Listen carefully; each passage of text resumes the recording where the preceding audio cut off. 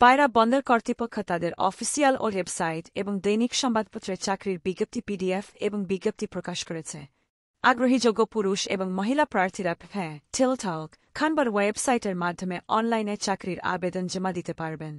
আপনি যদি পায়রা বন্দর কর্তৃপক্ষের চাকরির বিজ্ঞপ্তি 2025 খুঁজছেন, তাহলে এই পোস্টটি আপনার জন্য অত্যন্ত গুরুত্বপূর্ণ।